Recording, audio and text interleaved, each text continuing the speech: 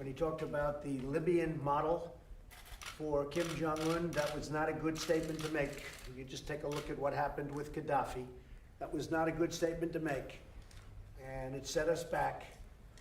And frankly, he wanted to do things not necessarily tougher than me. You know, John's known as a tough guy. He's so tough he got us into Iraq. That's tough.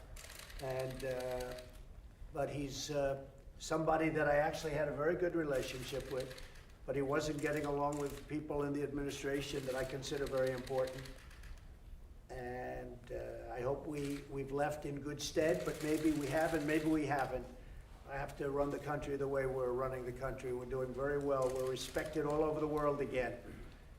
Respected like we haven't been respected in many, many years. You look at Iran and you look at so many of the things that are happening. Iran wants to talk. They all want to talk. We're doing very well with China. And you probably saw the numbers that have come out, some of them coming out just today, but their supply chain is breaking up. The supply chain of China, which was this unbreakable, powerful tool that they had, is breaking up like a toy because companies are moving out and China wants to make a deal. We'll see what happens. We have to make the right deal for this country. China's been taking out hundreds of billions of dollars a year out of our country. And you know, I read papers like the Wall Street Journal. They don't have a clue. They haven't got a clue. They don't make any excuses for the fact that China has been literally ripping off the United States in the worst manner for so many years. $500 billion pouring out of the United States. And I hear people, I don't even know, do these people have any education on anything? It's common sense maybe more than anything else. But I look at some statements that are made from so many different people. And you know, John wasn't in line with what we were doing. And actually, in some cases, he thought it was too tough what we were doing. Mr. Tough Guy, you know, you have to go into Iraq. Going into Iraq was something that he felt very strongly about. So we're right now in for over $7 trillion into the Middle East. And I don't say it was his decision. You had a president and you had other people also, but he was very out there, I can tell you, and wanting to have them do it. And I disagreed with that decision from the beginning, even though I was a civilian, so nobody cared. But I was out there. I was outspoken about it. I thought it was a terrible mistake. Here we are many, many years later, decades later, and we're still there. And we've been acting as policemen. And I'll tell you one thing. We are hitting the Taliban right now harder than they've ever been hit. And what they did was horrible. When they killed a great American soldier, when they killed 12 people, innocent people, essentially innocent people. Because if you look, I mean, many of these people were civilians. You also had a NATO soldier, in addition to our great soldier. But when they did what they did in order to create what they thought was a better negotiating stance, I said, that's the end of them. Get them out. I don't want anything to do with them. And they've been hit very hard. And I know for a fact they said that was a big mistake that they made, and it was. But that was my decision, and what we're doing now is my decision. So we have a lot of great people that want that position. A lot of great people want a lot of positions. They want to be a part of this administration. We've done more in this administration in less than 3 years than I believe any president. You look at the accomplishments. Even today, what we're doing. You look at what we're doing today. These are big things. Nobody else would be doing this. They're big things, but we've done more than any administration probably in the history of the country. You just look at one point after another point, whether it's regulation cuts, whether it's tax cuts. You look at right to try with these two gentlemen, so important, right to try, where people are able to use some of the incredible innovations that we've developed with the greatest labs and the greatest doctors in the world, and they can use them instead of being forced to move to and leave to other countries that don't have a clue compared to us, and now they have right to try. And by the way, a lot of people are being saved. A lot of great things are happening with right to try. But what we've done for the vets, what we've done for our great military, with spending this year $718 billion. And by the way, that's also jobs, secondarily, but it's also jobs. Nobody's done what we've done, and we're very honored to have done it. We're in a very good footing. Our country is respected again. Mr. President, what are you prepared to do on guns? Well, I have 5 people that want it very much. I mean, a lot more than that would like to have it, but there are 5 people that I consider very highly qualified, good people I've gotten to know over the last 3 years. And we'll be announcing somebody next week, but we have some very highly qualified people. But we were set back very badly when John Bolton talked about the Libyan model, and he made a mistake. And as soon as he mentioned that, the Libyan model, what a disaster. Take a look at what happened to Gaddafi with the Libyan model. And he's using that to make a deal with North Korea. And I don't blame Kim Jong-un for what he said after that. And he wanted nothing to do with John Bolton. And that's not a question of being tough. That's a question of being not smart to say something like that. So I wish John the best. We actually got along very well. I'm sure he'll, do whatever he can do to, spin it his way. John came to see me the night before. In fact, I think a lot of you people are out there waiting for me to get on the helicopter. I'm sure you have a shot somewhere along the line. And he sat right in that chair. And I told him, John, you have too many people, you're not getting along with people, and a lot of us, including me, disagree with some of your tactics and some of your ideas. And I wish you well, but I'd like you to submit your resignation, and he did that. And I know he's going to do well, I hope he's going to do well, and I wish him well. Mr. President, what are you prepared to do on guns, on background checks? What are you prepared to announce? So I just spoke with Senator Toomey and Senator Murphy and Senator Joe Manchin.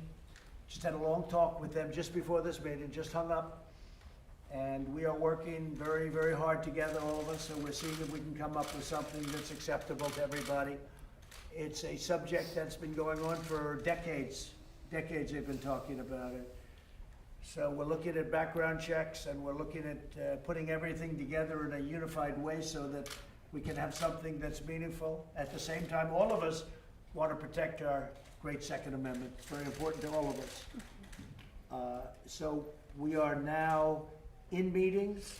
The meetings are going to go on tonight. I'm going to speak with them again tomorrow. And I think progress is being made. I hope so. Are you willing to put background checks on all private gun sales? We're going to take a look at a lot of different things, and we'll be reporting back in a fairly short period of time. There are a lot of things under discussion. Some things will never happen, and some things can really some very meaningful things can happen. It's really a gun sense, if you think about it. What we're looking at is, and maybe that's what we should call it, the gun sense bill. But we're having great dialogue. We'll see what happens. And did you tell your chief of staff to have NOAA disavow those forecasters who said that Alabama was not in the path of the storm? No, I never did that. That's a whole hoax by the fake news media when they talk about the hurricane and when they talk about Florida and they talk about Alabama. That's just fake news. It was right from the beginning. It was a fake story. And while we're here and while we're talking about that, I want to congratulate Dan Bishop last night on an incredible win. Dan was 17 points behind 3 weeks ago. The media thought he was going to lose. They were all set to have a big celebration with their partners from the Democrat Party. And Dan Bishop worked really hard, and I worked very hard with him. And he made up a 17-point lead in a few weeks.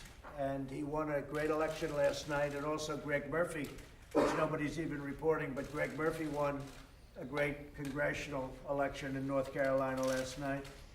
And I want to congratulate between Dan and Greg, what a job they did. We pick up 2 seats, and Greg was, anticipated to win by 2 or 3 points, maybe less, but 2 or 3 points, and he won by many, many points. I don't know what the final tab is, but he won by a lot. And he campaigned brilliantly, and Dan campaigned brilliantly, and so we're very happy about that. That's a tremendous win for the Republican Party. Okay? Mr. President. Yeah, go ahead. Now that John Bolton is gone, is your policy on Venezuela going to change? Are you open to meeting with Well, we have a policy on Venezuela that's a firm policy. Venezuela is really hurting, and we're trying to help people in a humanitarian way. That's probably not good in terms of, crushing a terrible regime, but yeah, people dying. This is a country that 15 years ago was one of the wealthiest countries, and now it's dying. They don't have water, they don't have food, they don't have medical, they have nothing. So we're trying to help as much as we can. We're also working with Colombia, and the leader of Colombia is a friend of mine, and he's doing a really good job, I can tell you that. We're working with Colombia, we're working with Brazil, we're working with other countries on a humanitarian basis. Venezuela's in very sad shape. That shows you about socialism. I mean, that shows you what happens. You take a country that was so wealthy 15 years ago, and today they don't have water and they don't have basic food. So we'll see what happens. No, I disagreed with John Bolton on his attitudes on Venezuela. I thought he was way out of line, and I think I've proven to be right. But we are always watching Venezuela very, very closely. And would you be open to meeting with Maduro? I don't want to talk about that. Mr. President, about your announcement today, are you concerned that the companies that were making these products will be treated unfairly by taking these products off the market? Well, they've become very rich companies very fast, and the whole thing with vaping is been very profitable. And I want companies. Look, you know that I fight for our companies very hard. That's why I'm fighting with China. That's why I'm fighting with other countries. If you look at European Union, and if you look at Japan, and if you look at so many others, including South Korea and many others, we're constantly dealing with them to make it good for our companies, because I view it as jobs. I view it as income for our country and jobs. Vaping has become a very big business, as I understand it, like a giant business in a very short period of time. But we can't allow people to get sick, and we can't have our youth be so affected. And I'm hearing it, and that's how the First Lady got involved. She's got a son together that is a beautiful young man, and she feels very, very strongly about it. She's seen it. We're both reading it. A lot of people are reading it. But people are dying with vaping. So we're looking at it very closely. And, if nothing else, this is a conference that's going to let people know about it, because people are going to watch what we're saying. And parents are going to be a lot tougher with respect to their children. A lot of people think vaping is wonderful, it's great. It's really not wonderful. That's one thing I think we can say definitely, Commissioner. It's not a wonderful thing. It's got big problems. We have to find out the extent of the problem. It's so new. It's so new. But we're going to find out. And I hope that parents that, they have children, and the children are a certain age, I hope they're going to be able to make wise decisions, maybe based on what we're saying today. But the Commissioner and Alex Azar, they're going to be coming back over the next pretty short period of time, couple of weeks, with some very strong recommendations. Can you tell us what the timeline is for taking those flavors off the market? Yes, so it'll take several weeks for us to put out the final guidance that would announce all the parameters around the enforcement policy. And then there will likely be about a 30-day delayed effective date, as is customary with FDA's good guidance practices. And at that point, all flavored e-cigarettes other than tobacco flavor would have to be removed from the market. Tobacco-flavored e-cigarettes, their manufacturers would by May 2020 have to file for approval by FDA of their products. The other flavored product manufacturers can, at any time, also file, but they would be off the market until approved by FDA. The Obama administration had allowed these products to go onto the market in an unregulated way by delaying any enforcement in the hopes that people who are using combustible tobacco would transition to a less harmful form of nicotine delivery through e-cigarettes. But what we've seen is the data just shows the kids are getting access to these products in spite of our best efforts at enforcement, at retail enforcement, at controlling locations, at over 8,000 warning letters to retailers and others, in spite of moving products off shelves. They've been going at it, so we simply have to remove these attractive flavored products from the marketplace until they secure FDA approval, if they can. Mr. President, Mr. President, are you looking at arranging a meeting with Iranian President Rouhani at UNGA? I'm not looking at anything.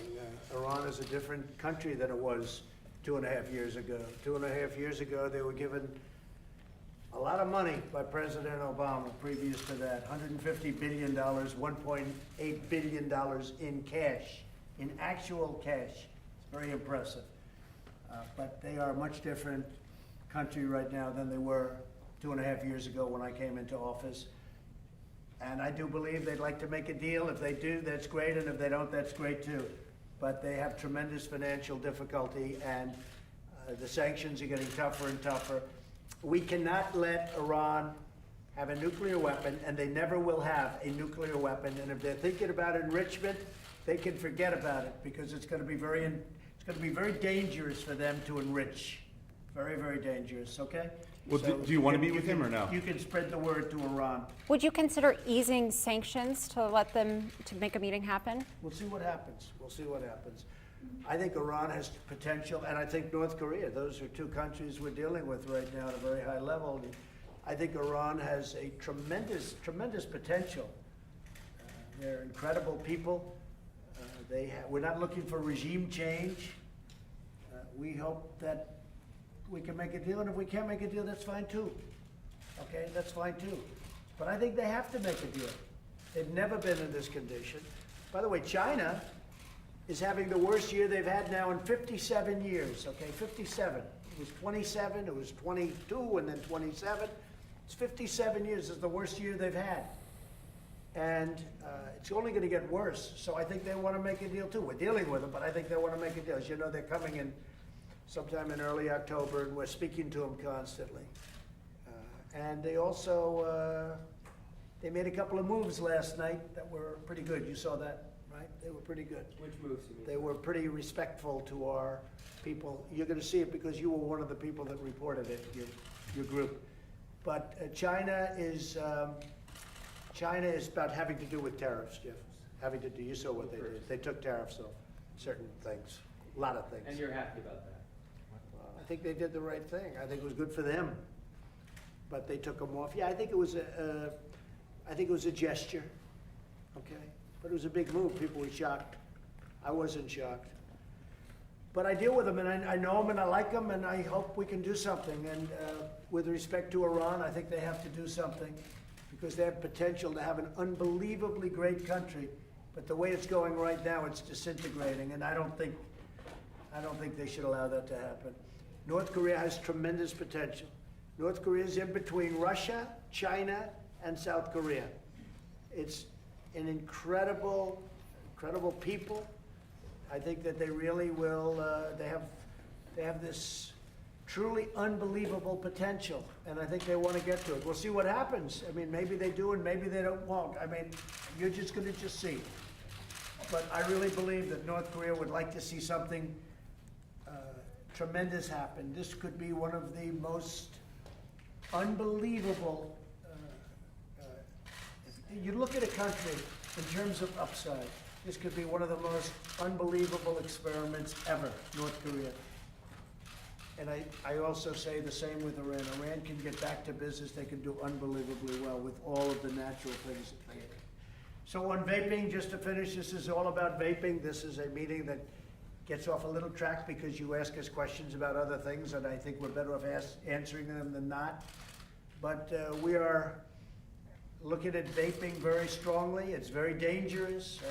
Children have died, people have died, and the acting commissioner is somebody that's a true expert on it, as much as you can be an expert on a brand new subject. And we're gonna have some very strong rules, regulations, and more importantly, I think we're gonna have some very important information come out very shortly, okay?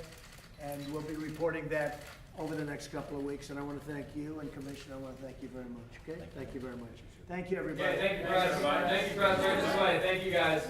Thanks. Thank you, Press. Thank you.